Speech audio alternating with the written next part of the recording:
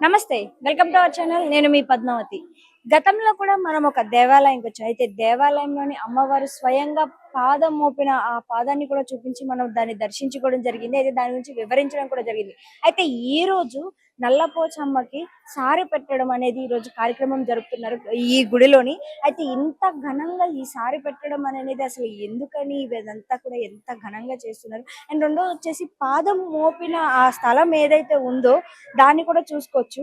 మనకి ఇప్పుడు ఆ పాదాన్ని కూడా ఒక రాగి పలక పైన చెక్కించి ప్రధాన అర్చకులంతా కలిసి దాన్ని స్థాపించడం అనేది నిజంగా చాలా గొప్ప విషయం అనే చెప్పుకోవాలి. ఎందుకంటే అమ్మవారి పాదం జీవితాంతం కూడా ప్రతి ఒక్కరికి దర్శనం ఇచ్చి అందరినీ సుఖశాంతులతో నిలిపేటట్టుగా చూసుకునేందుకు ఈ రోజు ఇంత మంచి నిర్ణయం తీసుకుని దేవాలయానికి సంబంధించిన వాళ్ళు కావచ్చు, గుడి పెద్దలు కావచ్చు, అందరూ కలిసి ఒక నిర్ణయం తీసుకుని అమ్మవారికి ఇంత ఘనంగా సారె పెళ్ళయి అమ్మాయిని అత్తారింటికి పంపించేటప్పుడు ఏ విధంగా అయితే సారె పెట్టి